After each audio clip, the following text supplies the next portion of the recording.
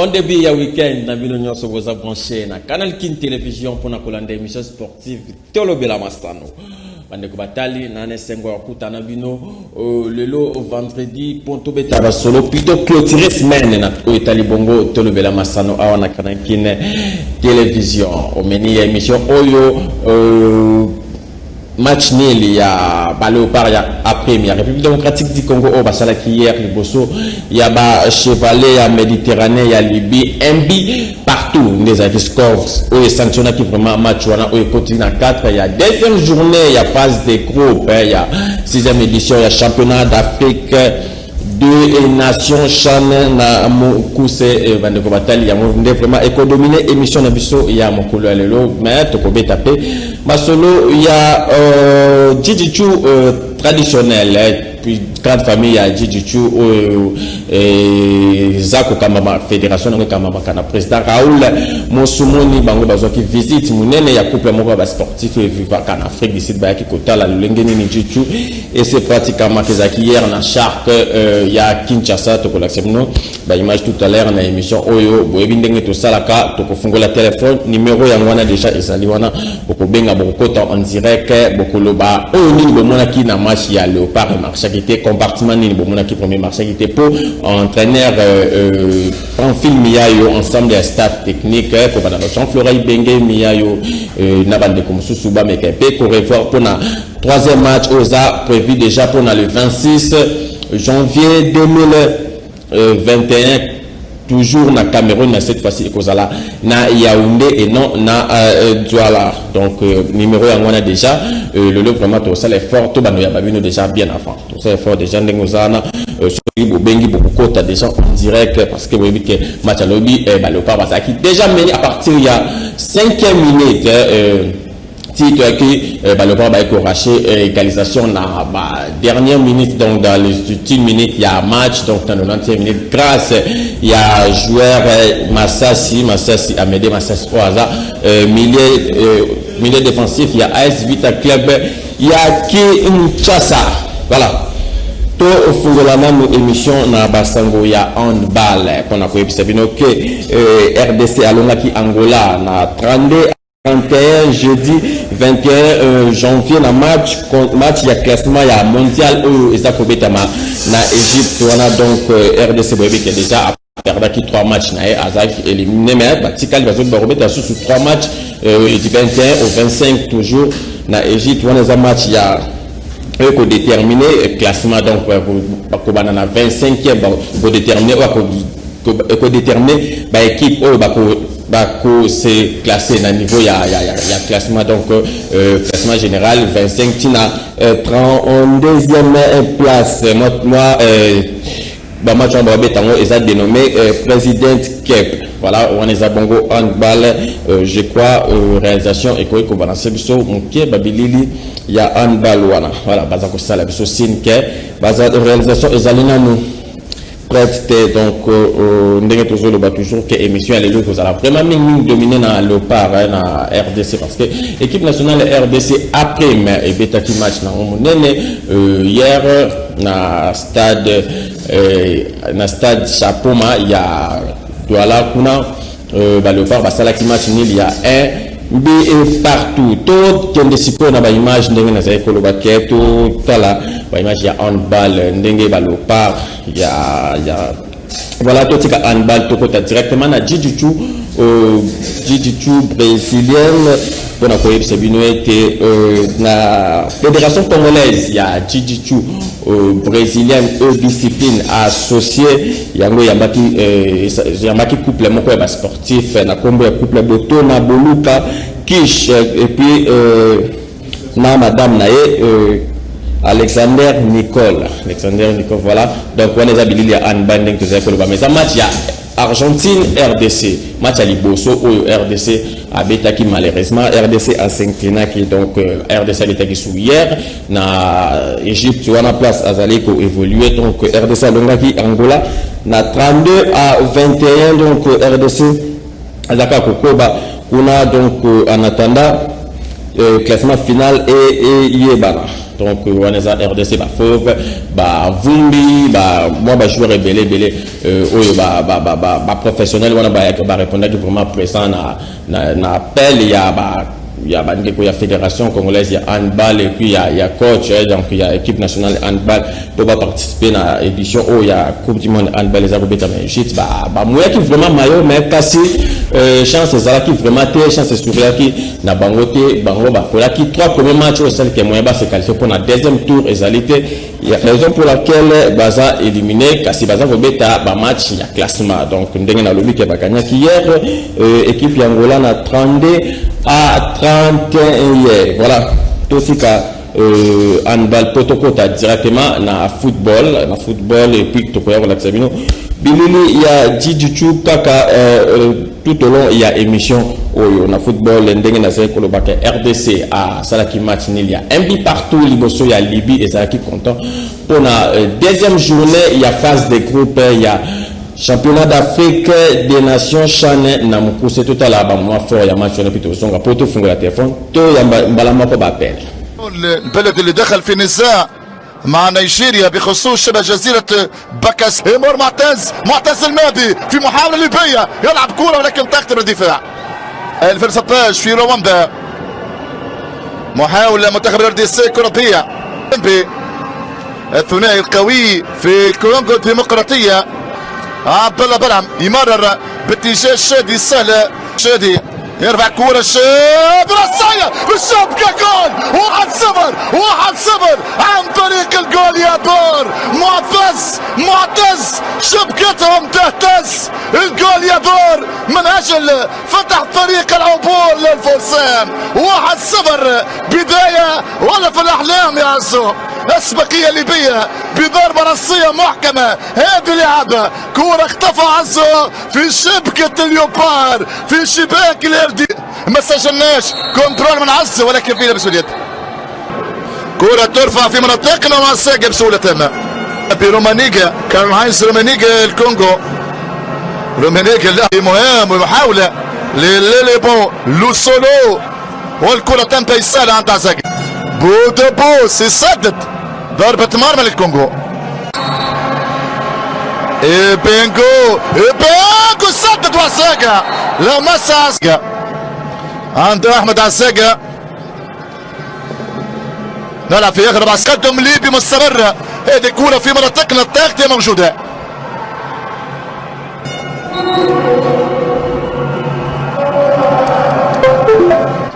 تلعب السيتا باتجاه شاباني خروج عزاقة من اعلى نقطة عزاقة يطير لمنتخب الكونغو هيك الكورة تصويب هدف التعادل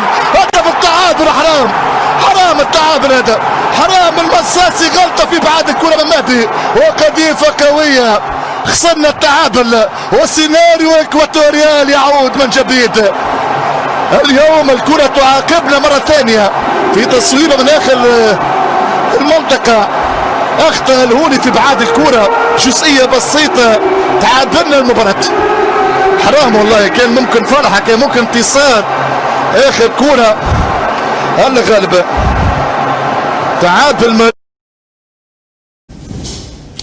voilà RDC Libye RDC donc match hier soir donc hier à partir de 17h au Sénégal troisième match il y a RDC ça prévu pour lundi 25 et au même moment na match il y a Libye Congo au Brazzaville donc d'ici fin de semaine le part ensemble na délégation au Nyonso et Québec pour soutenir se déplacer pour na kende na Yaoundé wapi RDC Kobeta na Niger donc to fongoli téléphone bandiko batali boko benga boko pesa ba vina bino par rapport à match ndenge bomonaki match ya hier et betamaki eloni ne marcha qui te eloni ne senga pour rectifier na équipe nationale na biso wana donc tous déjà appel ya liboso allo bonjour ndeko benga pe kombona Thomas ndeko akiri ndeko ndeto loba toujours bi paraté parce que tous en direct. Allo bonjour ndeko benga pe kombona bonjour tu na bini na ngalema oui na ngalema abika ki pona match ya lubi Pour aller seulement tu vas jouer en abyss sur la Covid-19, là il est ignorant sur la Covid-19. Pour aller pas de sur la zone, tu vas jouer en abyss. Merci beaucoup. Au lobby de Colombo, mon casque, quoi. Dans le Bible, Oui. pour aller dans la coach, il y a abyss avec Covid-19, là on va jouer en abyss sur la zone, sur la zone, on va monter pour aller. Bon, ndeko, et ça phénomène naturel, tu vois, pourquoi kaka, joueur na bisona, entraîneur Jean-Florent Ibenge à ça positif, donc et ça phénomène naturel, ça virus, et ça là, donc c'est un peu ça quoi. Alors bonjour ndeko Bengue à tout comme Oui, Jambo, félicitations, bonjour. Bonjour. Salingai, monsieur Kaisala, Kazana Matete na Musala. Oui. Atondi ne sengo ndenge mas na shaka ndai moko na moko lwa ndenge ko tondi ne sengo pona ngai susina ngeza ba Camerounais balingi bisote kanga bisonde ba bimsa biso na covid bongo de kipo mususu bazwa covid te bazomona ne susina nga ya mwa me sengo zeli ka stoko suki sabon to ko mati final na ka isala mtu na ebiso lima yango. Ça va, merci beaucoup. Ndeko Kaisala na matete donc après match wana entraîneur Oya Azalaki entraîneur actuel par fil voilà donc vas-y signaler que toujours Ndeko Jules Boulembi Oyo a reçu la biso résumé ya soirée wana ndenge nini les gars commanda match ti na suka match na ndenge nini ba supporter ya RDC ba bimake et c'est bon ensemble na ba bandi sango toujours Ndeko Zulu à partir ya Cameroun. Mutombo, merci na noko passer na antenne. Tout ça à stade Chapoma na Douala donc tout bima. Tout match ya Léopard, il y a repris de moitié du Congo contre l'équipe nationale il y a Libye. En tout cas Jojo est une rencontre à nous couper le souffle parce que dès la 12e minute la République démocratique du Congo était déjà menée par l'équipe de Libye. 1-0. Il a fallu il y a République démocratique du Congo et ça la makasi pour que la misala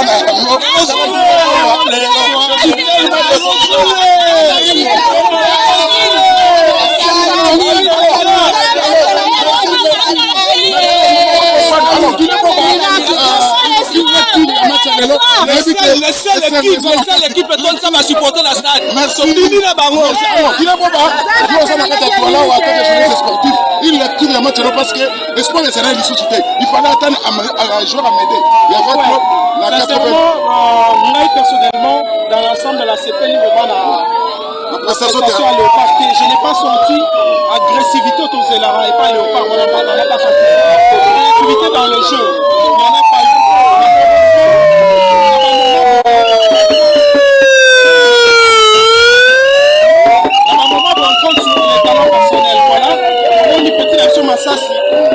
Un ballon venu d'ailleurs a su en betting. Voilà, c'est pour dire que merci à joueur on a dit sur notre parce que Libyen Balemba qui a si ça continue comme ça un point et ça les calme et c'est là que c'est qualifié. J'espère que le match à Souka contre le Niger, il nous suffit de mettre nul pour les élévations. Mais, ils sont dans la besoin de gagner. Tu as dit qu'il y a ça, tu as mis les lots. Tu as mis Malamoro stade. Malamoro, tu as même pas la chambre. Tu as mis Malamoro stade. Et puis, tu as reçu la coach Ibengena, la coach Missoussou. Mais un peu pour revoir un peu, surtout dans le milieu de terrain. On a été mangé par les Libyens dans le niveau du milieu de terrain. Tu as reçu le milieu de terrain, on a. Qu'ils imaginent un peu une recette pour ça la gueule contre le Niger. Tout gagner par plutôt que des quarts de finale. Mais dans l'ensemble, tu vois, c'est pas une matin, si la délégation va congolais, la délégation va camerounais. Va soutenir Bisso, et ça, c'est un matin, c'est vraiment. Donc, tu peux ici, va découvrir la situation, ça va monter de mais la maman coupe. Même si il est pas à hôtel. Alors, on ne va pas l'indé la hôtel, ça sont Jojo Mutombo depuis Kinshasa. Canal King Télévision, on s'appelle les Benasra de Chapoma. La match est aussi la Sikoyo. Yango Monique Komobima. Tout ça, la diaspora, la communauté congolaise vivant ici. La Douala, tu es beaucoup de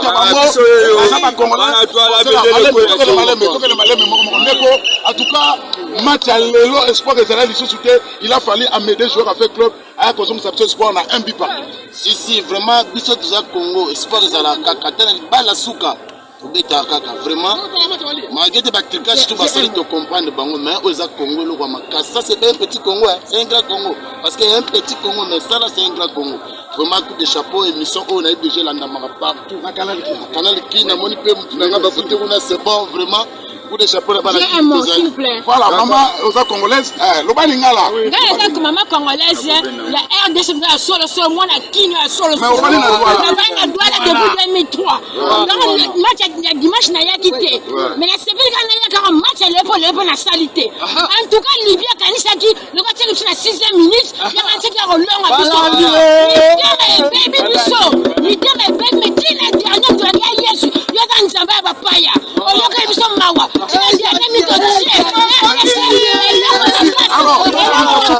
Papa yo fana kala na douala oza congolais na munu vraiment na kata stade naza mobimba ndenge naza boye deselo kama kasi wali boso to bandakizana boye mutu asa boye da Fox d'abord na mono tuki match lelo nazo yeba te ndenge na koloba na chanda ta lingala kitanga ta mndo mususu pona ko ka oloba lingala te merci match lelo sentiment et l'équipe na ina necessité FDC elo kama kasi to kilara liboso ibenga za ka même moral mariti le azaki na place. Voilà, merci. Alors, on prend Billy Kinkela rapidement à Tolo Belamassano. Billy Kinkela, journaliste sportif chevronné.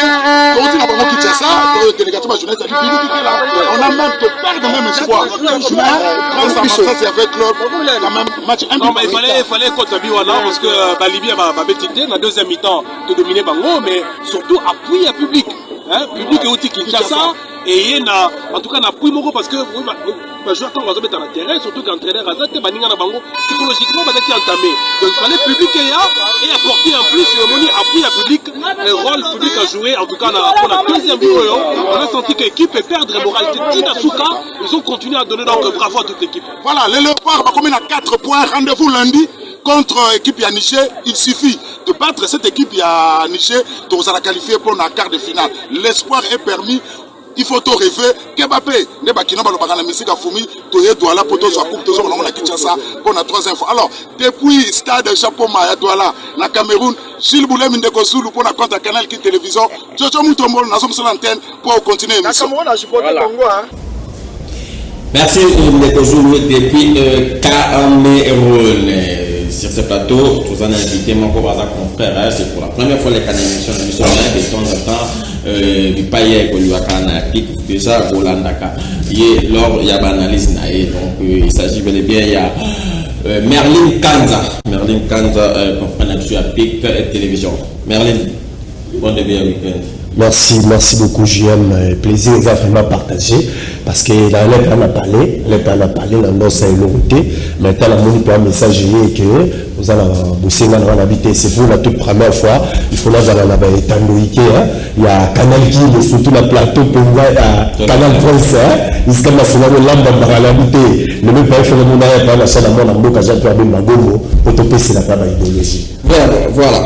Topé c'est la idéologie Mingi Topé c'est la scoya match hier où il est Kanaki entre Libye et RDC. Analyse générale, il nous ça par rapport à match. Oui, d'abord, analyse générale, on a connu ça pour le match. D'abord, mon match Bandaki, parce que j'ai remarqué Libye, Azalaki supérieur à RDCT. D'abord, dès l'entame de la partie, on a compris que le joueur doit d'abord comprendre le système de jeu libyenté, ce système de jeu libyenté. Et d'abord, nous avons aussi un problème sérieux dans la ligne médiane. Et c'est là où on ne comprenait pas, à deux fois, le capitaine de ce soir, d'hier plutôt, Mika Miché, où Bandaki vraiment pour et quitter sur tous les plats, mais on a compris que l'équipe nationale a des problèmes sérieux, surtout dans la ligne d'attaque. Parce que même si Bio Massas à Tchaki, moi je n'ai pas eu le temps de jubiler. Pour la ligne, parce qu'il dit à cette équipe non prénable. Parce que celui vraiment que Zala qui a joué dans la cartouche, il y a ma casse, le coup, la match à Togo Braza, pour la première journée, ce qui système de jeu en collectif ou l'équipe Zalaki, et c'est là qu'il faudra que ton autre s'allie même à Calais, il y a le moment où tu nous vraiment mis par l'ex de Tchèque à des morts. Dans le sens que comme on a déjà absent aussi, il y a un certain terme qui vous dit dans la ligne média des joueurs qui. Mais ça, c'est quand même toujours dit, malgré, dès la première rencontre, à ces deux-là qui vraiment été, mais maintenant que c'est un coach appelle ça avec confiance. Parce que c'est un jeune, maintenant que c'est dans confiance, avec un deuxième match, il a découvert une compétition, il y a Sika, pour que, à côté, mais tout le monde qui sous présence, il y a ciel et bon, et Sika, où les équipes d'Apignon sont, oui. D'abord, moi, ceux qui sont les années qui Babi sont imprimés à jouer, c'est le bon, il méritait vraiment d'être imprimé comme étant meilleur joueur à rencontre Wana. Parce que c'est le bon, à gagner qui va jouer, ce moment qu'on a, et puis ce qu'on appelle même la statistique, nous avons été bâti cadre pour les casser les bons Nazala quitté. Et déjà, ça montre que l'équipe Mogoboye, ils ont encore beaucoup d'amélioration. Il fallait ma fan la base de temps, travailler encore ensemble pour que tout le monde apprenne le football champagne. Mais moi, je connais beaucoup plus la fédération, dans le sens que mon équipe nationale de Zuta peut préparer ma capacité. L'équipe nationale de Jubeti a fait l'équipe nationale, RDC, c'est l'équipe nationale, presque, il y a pas de réunion, compétir, voilà. Jules, on exemple, même vous faites le barreau clairement. Ceux qui connaissent Gaza à Zuta ont préparé, ceux qui Tanzanie à Zuta ont préparé, ou on est allé sauter. Parce que nous sommes les grands Congo, tous les pays mêlés, Congo. Donc, maintenant, tu as ta compétition, tu vas l'équipe sur le titre à 20. Nous sommes l'équipe à tourner sur la zone de la titre. C'est-à-dire, oui, le point à toi, c'est que tout ce qui se fait dans la boca, surtout la période de Zanano. Moi, victoire, pour gagner titre, moi, ça m'a rebellé, ça m'a rebellé dans le Congo. Mais est-ce qu'il fallait que la fédération, l'État congolais, le ministre à sport, battre un moyen déjà en avance pour que plutôt notre sélection puisse se préparer comme il faut. Parce que pour nous, c'est comme si c'est comme si fédération peut avoir la manigance même de l'équipe nationale. Par contre, il y a encore sur la mis notre victoire à Mousso contre Congo Brazza. Il y a les cas qui n'a radio foot international, il y a RFI, il y a 20 heures. Alors bien clairement que la République démocratique du Congo a juste pour préparer ma capacité. Et même il y a des regrettés Azala va jouer à bien, mais collectivement Bazar ma capacité parce que Bazouter pour l'ensemble était. Pour ma rechuter dans le match parce que comment tu bêtis ici déjà 2-9. Tu bêtis déjà 2-9 ou ma bêtis. Fiston Kalala, Nadar Kabaou. Parce que moi, jusqu'à présent, après, on a la sélection Zani. Quand quelqu'un comme Cérémé, avant frappé pour le quand même Bataka. Mais c'est grave. Ou Fiston Kalala, Nadar Kabaou, Bakali Bango, 0-11. Est-ce que c'est normal? Déjà que nous, on se avec deux attaquants de pointe phare, il y a Jean Baleki et puis Joël Béa. Parce que Joël Béa, il est le meilleur buteur de la Ligue d'Afrique. Il est suivi par, si c'est Darkaman, d'abord Jean Balek et puis voilà, Jean Balek et puis Joël Béa. Donc ce sont les buteurs de la Ligue d'Afrique. Tu s'est déplacé, il y a 4 meilleurs buteurs de la Ligue d'Afrique. Mais le temps que tu as dans le tu mets ici déjà D et similité. Moi, je n'arrive pas à comprendre ce que Darkaman apporte dans la sélection Zani, si Fisson Kalala apporte dans la sélection Zani. Parce que c'est incroyable que tu as un match, deux compétitions, deux matchs de la Mani, 9 fois, tu as 9 phares. Attaque en Japon, attaque Mathilde, mais nous continuons toujours à espérer à eux. Moi, je pense que ça va être au sérieux. Moi, je demanderais même au sélectionneur que Bazouana, Joël Béa, Machin Balek, ça va avoir une chance. Peut-être que Balomé va changer d'exploit. Souvenez-vous, Jean-Marc Bakoussou, dans ma chaîne 3e édition et Bétamarana, ma félicite, Bakoussou qui est là-bas. Maintenant, Bakoussou est la place à Bémomo. On a eu le temps encore pour découvrir un nouveau Jean-Marc Bakoussou. Après ça, sur qualification contre Burundi, il ne faut pas oublier. Pour sélection, on est les âmes, on a fait JM. Il y a à boire et à manger. Donc il faut vraiment, nous sommes pas dit ça. Vous êtes fan de la voilà, tu es fan de la Longo Bani, nous avons une image, toute la réaction, il y a un film, il y a eu juste après match à l'Obakiboué. Vraiment oui, parce que nous, on ne s'attendait pas à ça. Nous, on a préparé notre équipe pour pouvoir faire mieux que ça. Quelles leçons avez-vous tirées? Non, ce match, c'était un bon match parce qu'il y avait une très bonne équipe en place qui a été bien organisée défensivement avec 5 joueurs derrière et 4 milieux plus un attaquant. Donc on n'a pas eu assez d'espace pour pouvoir jouer de ballons profonds, de passes dans les intervalles. Donc voilà, ça nous a coûté un peu cher. Et après, on a eu à poser les jeux, on a circulé le ballon pour pouvoir déplacer ces blocs adverses et trouver des brèches là où on pourrait passer. Justement, on a commencé ce match avec beaucoup de lourdeur. On a pris ces buts matinales à la 5e minute et puis bon, on a essayé de jouer avant la fin de la mi-temps. On a essayé de jouer mais on n'a pas pu trouver de situations nettes pour pouvoir marquer à part une ou deux situations comme ça. Et après, à la mi-temps, il fallait reconscientiser tout le monde, remotiver tout le monde, redonner cette confiance parce que nous, tant que membres du staff technique, nous croyons dans les différentes qualités de nos joueurs et on a eu à échanger avec eux, on les a reconscientisés et voilà, à la deuxième période, ils sont rentrés, ils ont commencé à bousculer l'adversaire en jouant correctement et précis dans les passes. Donc voilà, et à la dernière seconde, nous avons eu cette opportunité de frappe au but, un tir qui a été cadré et le ballon a fini à loger dans le but. Nasimana Epe Kabangu na gardien Nathan Maboki Bangope Basangani Malobate Balobaki Boué Tolandi. Bon, c'était aussi une surprise pour moi, mais merci, gloire au Seigneur, parce que je n'ai pas voulu vraiment prendre la défaite et voilà. On a essayé quand même de faire un match nul parce que ça n'a pas été aussi facile pour nous. Surtout au départ, c'était un peu difficile, mais voilà, en deuxième période, on a essayé un peu de faire l'effort de revenir et d'éviter toujours la défaite pour garder notre première place. Voilà. Pas du tout, parce que quand j'étais sélectionné, je sais que je suis venu ici défendre ma nation. Donc c'est un match comme tout autre match, mais bon, c'était juste une surprise pour moi quand le staff m'a dit que non, c'est moi qui va jouer cet après-midi et voilà, ça s'est bien passé. Bon, les en match, ça fait du bien. Ah ouais, il fallait, c'était important de pouvoir se donner jusqu'à avoir au moins ce match nul. Il nous a dit juste de pouvoir jouer haut, de presser parce que ils étaient quand on pressait, on a vu leur match passer, quand on pressait et l'équipe nigérienne le pressait, ils perdaient trop de ballons. C'est ce qu'on a essayé de faire en deuxième mi-temps et voilà qu'on les a acculés et voilà qu'on a pu marquer. On a tiré juste des leçons, il faut juste qu'on puisse être concentré et dès les premières minutes de match, il faut essayer de pouvoir faire mal, tuer le match dès la première mi-temps et ne pas attendre la deuxième mi-temps parce qu'attendre la deuxième mi-temps c'est vraiment difficile de pouvoir jouer contre ces genres d'équipes. Ils savent vraiment comment conserver les ballons et ils savent vraiment comment temporiser pour que les autres récupèrent et pour qu'ils puissent avoir leur victoire. Merci beaucoup.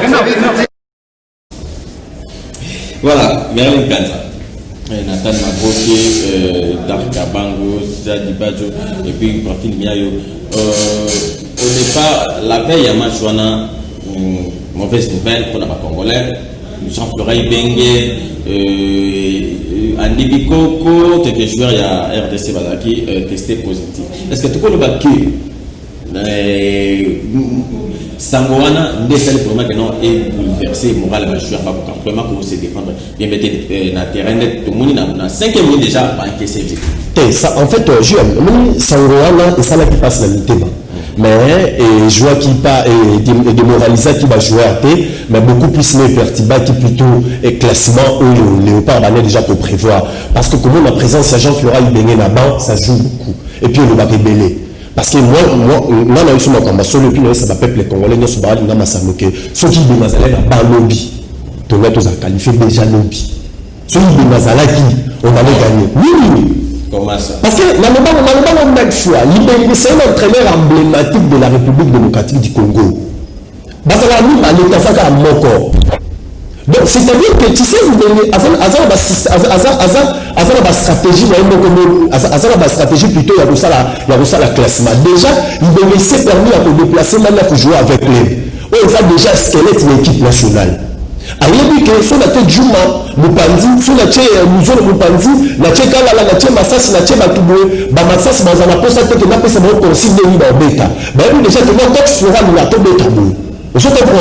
Mais à l'époque, que soit vous avez salué si vous avez des fois dans dark, quand on passe au centre, quand on passe à la balance, c'est différent. Il y a avant l'intelligence, non, ça la macam. Mais comment est-ce qu'il y a qui frappé par Covid-19? Bon, c'est entre guillemets, même dans le Covid-19, parce qu'il y a un moment qui m'a image à Ibenge, à l'homme qui même dans les réseaux sociaux, on a dit, bon, lui-même aussi, il affirme qu'il y a un Covid-19, c'est même un résultat de la PCOANA. Bon, et un handicapé qui, d'abord, si le plan est moral, il y a Pamphile, parce qu'il y a là qui permet un test à Pamphile, qu'on peut s'arrêter change à diriger l'équipe.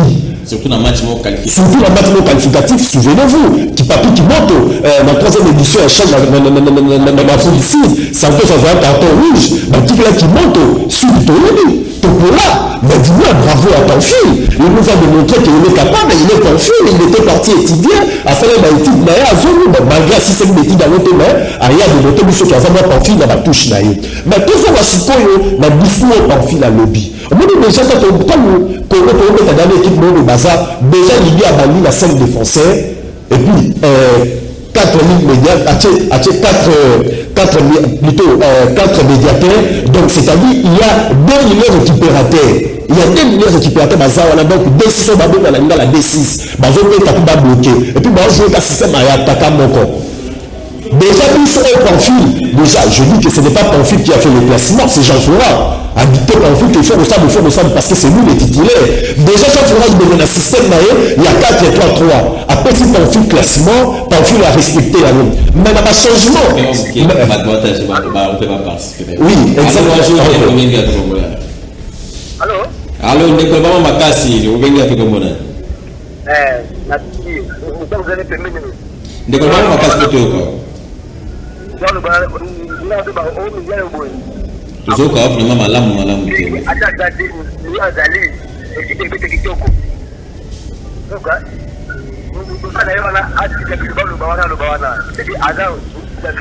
Azol ba biloba ba koma.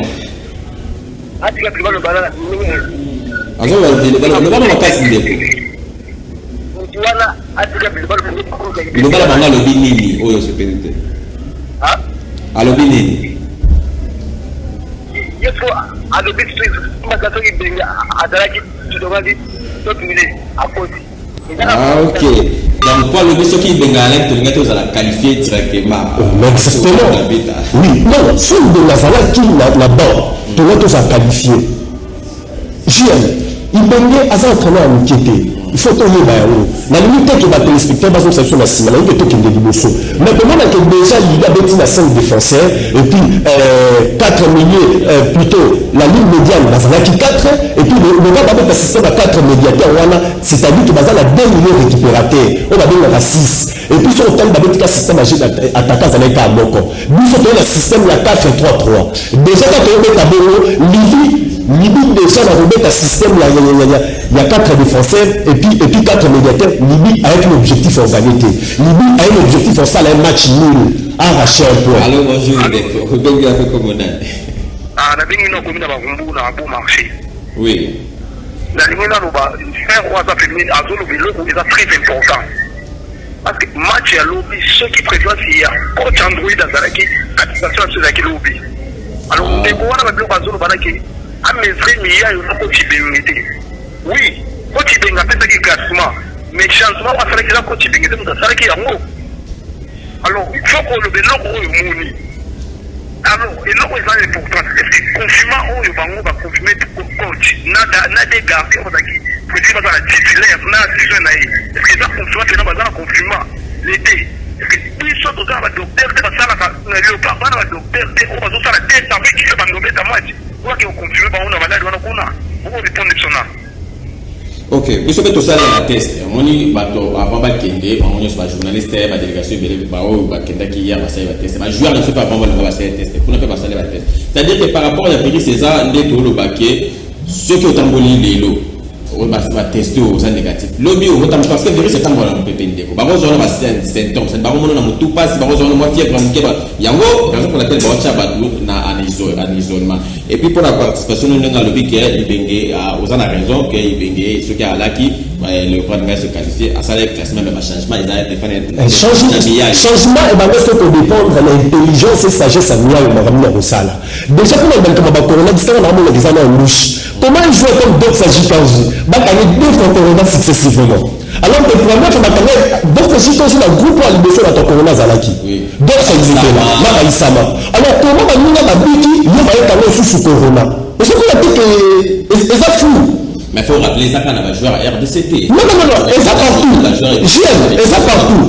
Soit quand il y a un event, soit quand il y a un léopard event, bah qu'il y a qui tourne une fac dans la Guinée équatoriale. Pour le cas qui, bah ça laisse système à 3. Mais moi j'ai eu le temps de changer avec les joueurs. Bah je me suis dit la Corona nous coûte. Parce que maintenant la Corona va 10. Merli. Non, écoutez. Je sais. Je sais. Non. Écoutez, j'aime malade des amis. Tobo est malade des amis. Je comprends. Tobo est malade des amis. Moi j'ai eu le temps de changer avec les joueurs event. On va où t'as une fac. On va parler avec 3 la Covid-19 3. Les joueurs m'ont dit clairement, clairement la Simanabi, c'est le candidat. Il faut 12 joueurs retourner à la Corona. Et la 12 joueurs, tu sommes 7 cas, tu es à 3. Je sais ce que je suis en train de dire. Tu fais ma mouquette. Non, la Guinée équatoriale. Non, ça qui est depuis, il y a une émission Oyo que Fédération congolaise, il y a Chichichou. Brésilienne et discipline associée au Tamamakana, président Raoul Moussoumoni et puis Bandeko et bien le collaborateur Jean-Louis Mwambi, grand maître Sobel Bango, parce qu'il visite, il y a couple de sportif na Congo, il y a Boto na Boluka Kishi, il y a Akina Mulonga Ninae, Alexander Nicole, Wabek Koran, on visite Batala, Negeni, Djidichou et c'est pratiquement Awana, République démocratique du Congo. Pour promouvoir discipline et puis pour soutenir ma fille où il va pratiquer Djidichou à Wanapoka d'Absou Tolanda.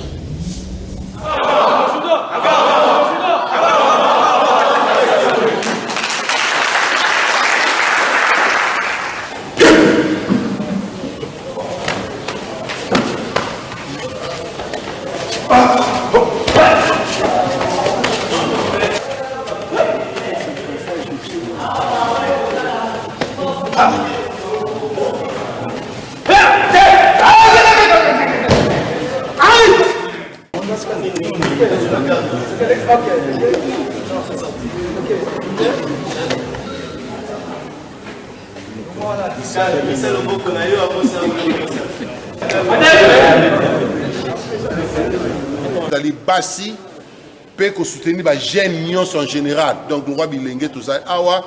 Ils allaient en Afrique du Sud, ils allaient déjà. Alors, tant que tu es en Afrique, au Congo, tu montres que Nathalie n'a quitté. Pourquoi pas soutenir les jeunes filles, soutenir la jeunesse, pourquoi pas soutenir le peuple congolais. Attendre de payer Béli, faire de Tambola, habiter. Tout le monde a mboka on a la outa. Tout le monde awa, peut recevoir sponsor, aide koya. Tout le monde total banani auto qui madame. Yécoute psekinga qui non. Total puis baninga mususu nengi ba s'organiser. Bote se comparer. Total banani oyo toko vraiment to tchama boko.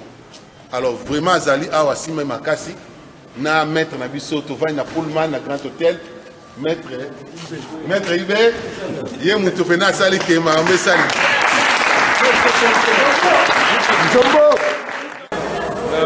Maître Raoul Moussoumoni. Donc, on va bien. On salue. Quand on fait comment les jiu-jitsu brésilien et discipline associée, on bandit la discipline associée. Moi, on a ma discipline associée au ça. Donc, il y a les jiu-jitsu traditionnels. On a bien jiu-jitsu kapsai. On a une démonstration, on a particulièrement la salle Kuzuka no Kata. Donc, présenter un kapsai de croix 6 ou 7 exercices. Jiu-jitsu brésilien, pour ça, les entrages, 3 entrages et puis 5 combats. Combat, il y a Bassi Mibale, il y a Mibali Misat. Clôturé par moi, remise à Bakato par Papa Bisso, va remettre Bakato à Bato. On n'a pas tenu compte du vainqueur ou du vaincu. C'est cadeau dans mon mopaya bauti mosika baluki fédération oyo totravaille na yango en partenariat, c'est-à-dire que une bonne chose osepela il faut fédération etamo, il faut fédération ça. Voilà un bref sentiment et c'est mon anamo parce que tu découvrir encore une fois oyo ekoki la fédération.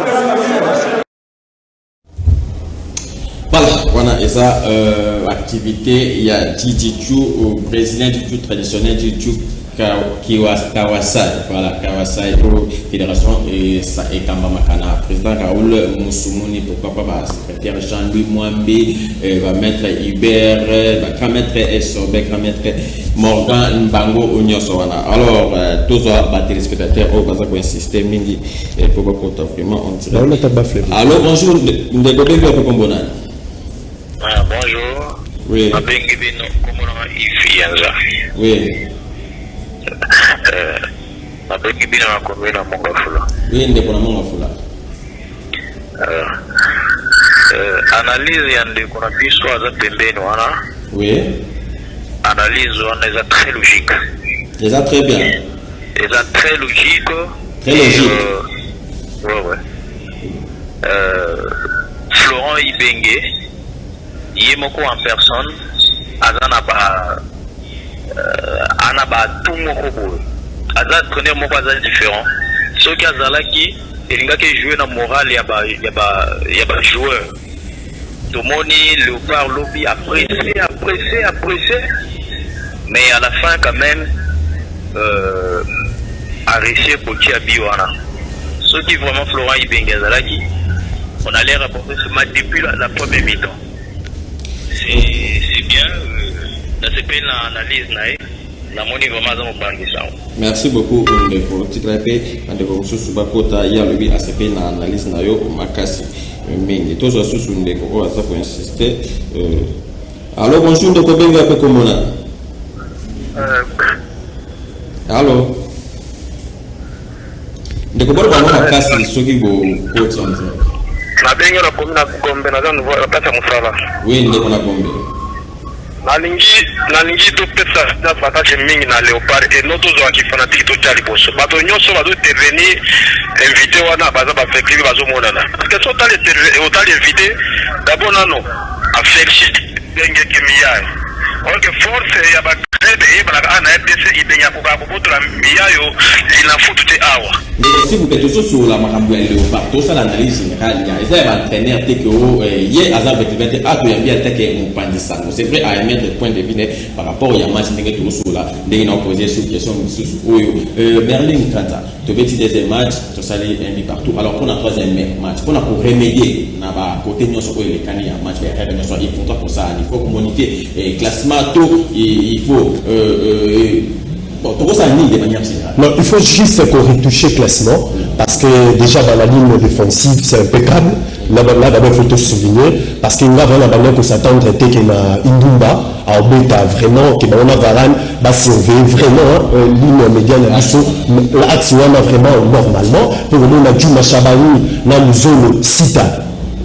Impeccable, tu peux reprocher la ligne. Il y a déjà dès le départ, Ibenge.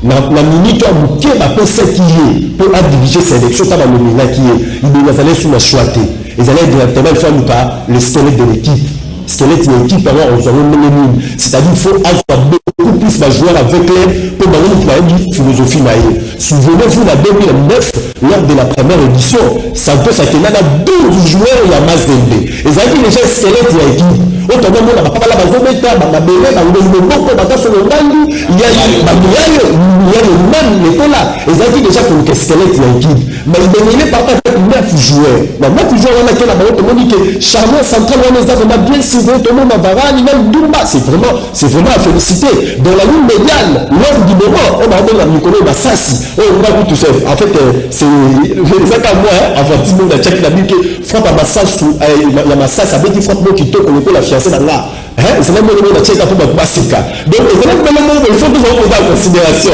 Massassi lors du moment on te demande à que joueur il a joué dans les meilleurs il faut le reconnaître même moi je suis journaliste je connaissais pas Massassi Moi, je ne connaissais pas Massas au sein de club. Je disais, mais c'est quel joueur? Alors, lorsqu'il a marqué, je tout maintenant découvert qui est Massas, et la salle de recherche après maintenant, oh, Yazali. Et puis, dans match à Souka, pour la qualifier, et ça, quand il faut rectifier. À rectifier d'abord, ligne d'attaque, il y a le part de l'équipe nationale.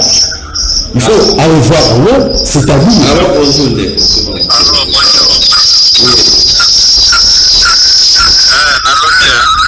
Loba papa. Nani eske likambo eza wana ba joueur wa o ba betaki wana bazaka ba joueur o benga kona git. Ebe to tringa tozo wa lobby ezala ikala apoza ba gardien na ye wazwaki.